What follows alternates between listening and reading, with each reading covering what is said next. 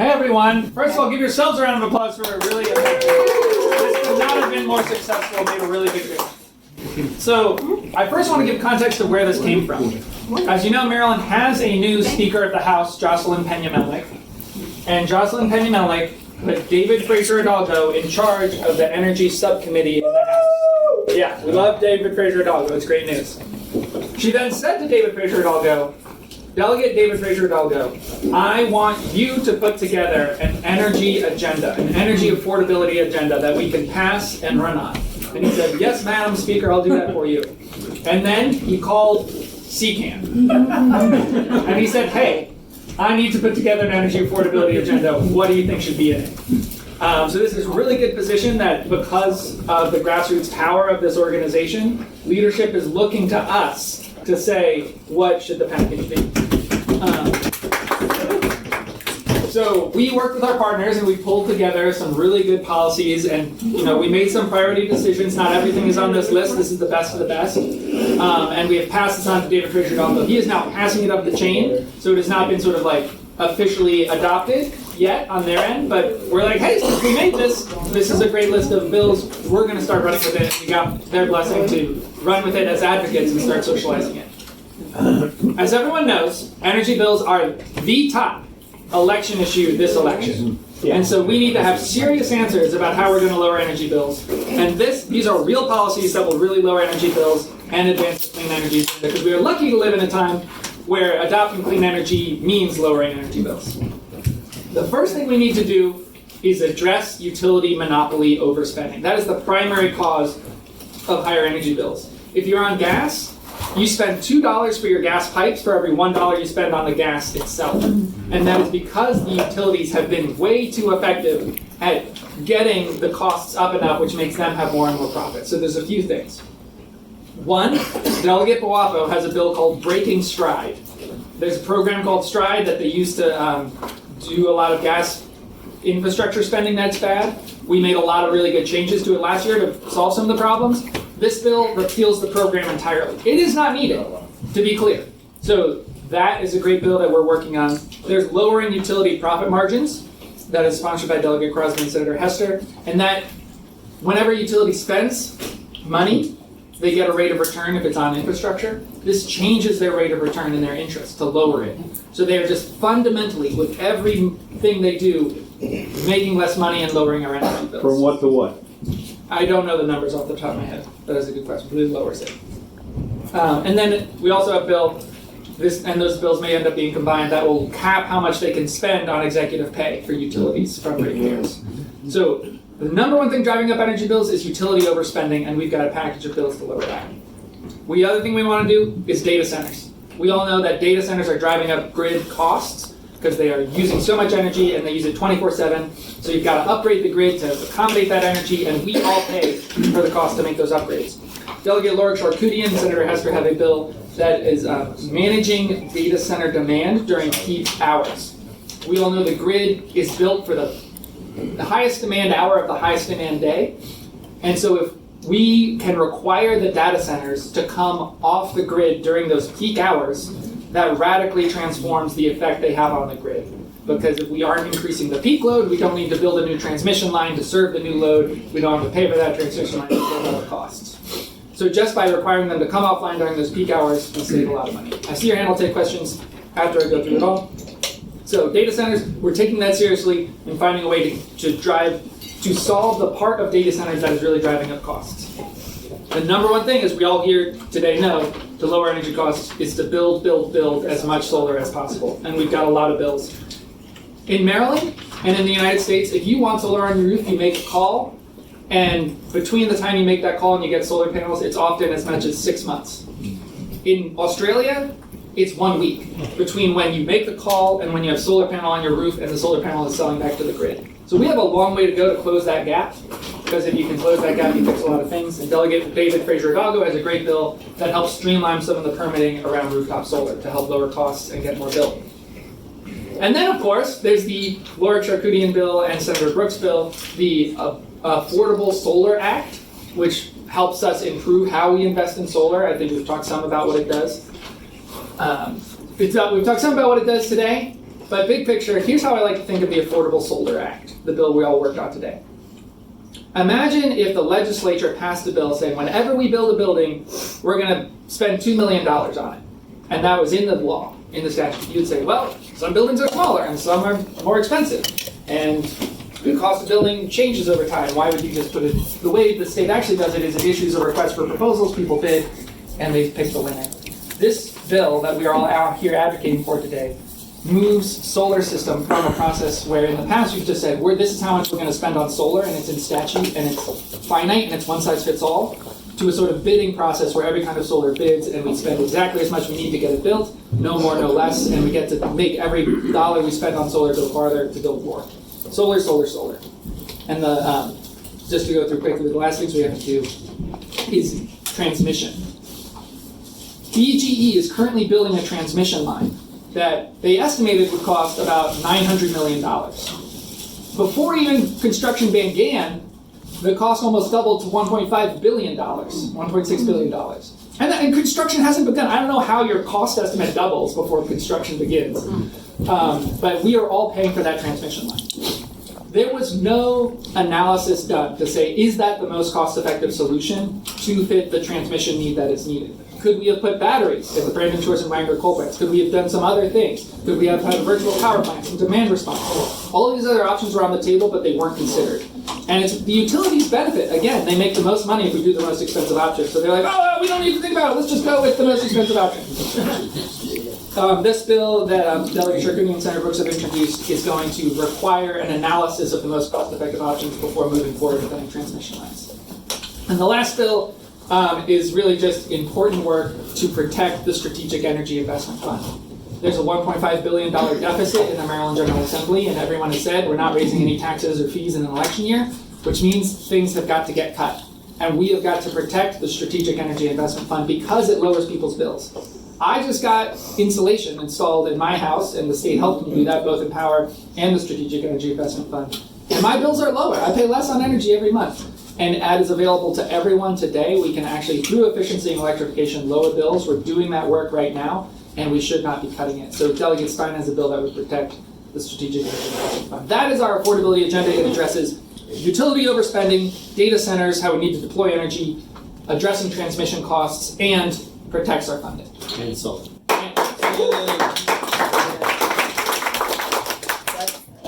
Just to say one thing though, we wouldn't be Chesapeake Climate Action Network if we didn't also have some truly climate action priorities. I mean, we are meeting the moment with our affordability agenda, but two other bills that we're supporting are the Transportation and Climate Alignment Act that will help to reduce greenhouse gas emissions from the transportation sector, and Delegate Root's bill, the Climate Restitution Fund, which will set up the legal framework we need for the Attorney General to sue, defend, or do discovery on climate life lawsuits at the right time. Yeah, I had a question about the data center bill. I understand about during peak times, data centers come off the grid, but are they going to then just replace that energy with dirty generators? Or how, is there a provision in the bill to prevent that? How would that play out in real life? I'm just curious. I believe there's a requirement that it can't be just these old generators. I mean, this is a Laura Charkouny bill, and I think that the hope is through either batteries on site, or another option for them is, if they pay for a virtual power plant so they can sort of like offset their generation at that time. It doesn't necessarily mean that they have to stop pulling electrons, but they have to be responsible for something else that's compensating for it. So we're not putting the dirty options on the table, but we are giving them a lot of clean options that they can choose. Yes. Jamie, the bill that requires money to be spent on solar on buildings, on new buildings, how does that get enforced at a local county zoning level? I mean, what are the? I mean, obviously, I haven't gone and looked at the language of the bill yet, so. The bill that requires solar on new buildings. Yeah. I don't think we have. Did I misunderstand what you said? I think she's talking about You said. I think you're talking about the Strategic Energy Investment Fund. No, I'm not. Why don't you explain the solar bill one more time? Okay. Yeah, the Affordable Solar Act does not require new buildings to have solar. But what it does is it totally revolutionizes how we invest in solar today. Today we have a one-size-fits-all. I use the building as a metaphor, as an analogy, but I may have confused things with that metaphor.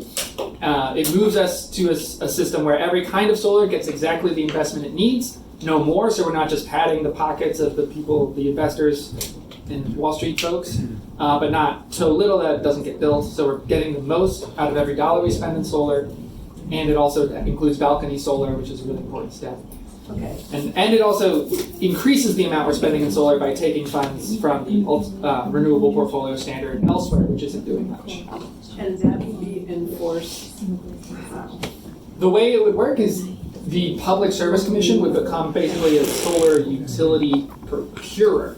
So the Public Service Commission would say, we want to buy this much solar, we are now accepting bids. And companies would bid in and say, I've got a solar farm over here, I've got a solar farm over here. And the Public Service Commission would find the cheapest option, and they would find the option that best serves the public, maybe it's on a brownfield or something, or they can consider some other priorities, and then go with that option and get it built. But because of that request for proposals auction style, they are going to be shooting for the floor and finding the lowest cost solution. Thank you.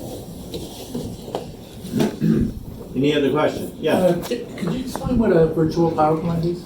Yes. A virtual power plant really should be called a distributed power plant. For example, I have a battery in my basement that can pull me off the grid and I control it. But in a distributed power plant, a lot of people who each have an asset like that, a solar panel or a battery, you could also just give someone control of your water heater and say, you, a third party, the distributed power plant, virtual power plant, have control over this. And at peak hours, that virtual power plant operator can use my battery to take my house off the grid. So it's like 1,000 little things that add up to be as much as a real power plant. It's the cheapest, fastest way to get new capacity on the grid, and it hasn't been fully deployed yet in Maryland. So it's called a virtual power plant because through efficiency gains, through demand response, through all the things that Jamie just mentioned, you can reduce energy use, you can use energy you have more wisely, and you negate the need to build a new power plant. You can literally find hundreds of megawatts of power just by more efficiently and intelligently using the system that you have. It's Virginia just passed a virtual power plant bill to incentivize this. It's long overdue here in Maryland. It's one of the ways that we're going to meet our climate goals, adjust for some solar, for some data centers. I don't know about y'all, but we have the view at CCAN that the data center craze is a bubble. They're not going to build all these data centers. We're not going to have a tripling of the grid load as Dominion Power in Virginia says is going to happen by 2040. It's just impossible. There's not enough land, water, energy, electrons, or public will to do any of that. Wall Street likes it because a lot of people are making money speculating on that. But the reality is there are hard limits to that. So we are going to have data center expansion. It's already happening. It's already causing serious concern within our regional grid. The only way to meet the data centers that are being built and will be built is to either increase generation, which we're going to increase generation how? Through solar, right? Through solar and batteries, or reduce use. And you can reduce use through virtual power plant approaches. Be smarter about it, be more efficient. And you combine those two, and we believe that we can meet our climate goals. We cannot give up on our climate goals in Maryland. And at the same time, we can accommodate reasonable expansion of data centers without bankrupting everyone who's paying their power bills or abandoning our climate goals. All right. Is the control center for the virtual at the home or at a regional level? A third party. It could be at any kind of scale. Still being deployed. And of course, the biggest victory that we've had so far this year is that we overrode the Renew Act veto! This is going to bring billions of dollars into Maryland, paid for by the biggest oil and gas executives in the world. And that was a really big victory, and we're looking forward to full enforcement and enactment of that policy in 2027. That's all I've got. You looking for vegan? Yeah. All right, so one more question. One other question, Mrs. Tell me if it's too tangential. I am wondering whether the override of the data center study, you guys see that as slowing the data center growth? Because I'm in Frederick County and our county council just passed double the acreage over more than the county executive wanted and double what the planning commission suggested for data center space. Because they need it sometime in the future. More cat videos.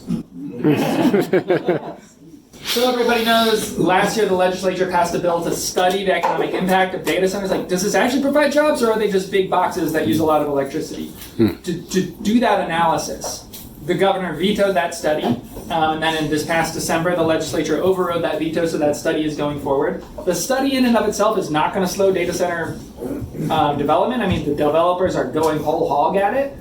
I think the hope is to get the results of the study and say, this doesn't actually provide the kind of economic boom you're hoping it will. Like at the point of construction it does, but after that, there's really nothing going on. Yeah. And then that information could be used to pass other legislation down the line. That's right. Everybody's talking about how much money they're making on taxes. Yeah. Any other questions, comments? Just thank you. Yeah, thank you. I'm going to say especially a thank you to the Terps in the room. My son is a Terp. I graduated in 2019. I just want to reinforce your own instincts and why you're here.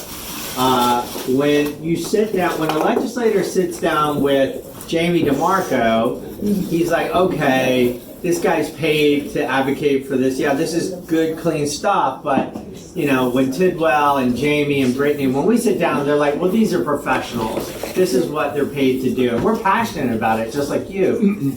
But when they sit down with a student, they're like, what's their angle? They can't figure out your angle, right? You're just a young person rooting for your future, right? And you're worth 10 times us in these meetings. When we go into a meeting with a student or also a person of faith, people of faith really confound legislators too, because again, they're like, wait, what's their angle? Oh, do the right thing? I've heard of that. So I want to especially thank those of y'all in those two camps. And I know we have a number of folks who are retired, and you have a little bit more time than the rest of us to get involved. I want you to double down on that instinct also, because you know, historically, you know, when you advocate as a retiree for these issues, you bring up the morality of it, just like a person of faith, you bring up the future, just like the students, and you combine that message, it's really powerful. We have this intergenerational message delivered to these legislators that is super, super powerful. So I just think, I look around this room, I see people who are retired, I see people who are churchgoers, I see students, I see everybody else. This is how we get it done, a cross-section of Maryland. I do want to say, how many people here are from Southern Maryland? Southern Maryland. Okay. Baltimore area. Greater Baltimore. All right. Great. DC suburbs. Fantastic. Central Maryland, Frederick area. Great. Anybody from Western Maryland? Okay. Fantastic. So we got the state covered. Eastern Shore. Wait, did I say Eastern Shore? All right, we'll work on it. Some native Eastern Shore folks here. This is, you know, a former Speaker of the House, Cass Taylor, who was from Western Maryland years ago, used to always talk about one Maryland. We're one Maryland. You know, Maryland often is thought of as America in miniature. You know, we got Garrett County, which is like our Alaska. No people live there, giant mountains, great place to visit. We've got a coastline. You know, we got urban areas with we have great universities. That Maryland is America in miniature, and I really believe that. And we have been trendsetters on these issues of climate and clean energy. Ever since CCAN was first founded in 2022, we've been involved in every climate bill ever passed in this state. We haven't done it alone, we've done it with a lot of friends, but we've done it before most other states have done it, including some of the most liberal states. So we've always needed that for the last 2 decades, we've always needed Maryland, America in miniature to push this climate agenda, and we've never needed it more than today, right? I mean, when Laura talked about what's coming out of Washington, D.C., combined with the flaws in our own regional and state systems, we've never needed your voice more than we need it now. So thanks for being here. You all could be doing 100 different things, probably studying for midterms or whatever you should be doing. We really appreciate it. And again, just continue to make this part of your life.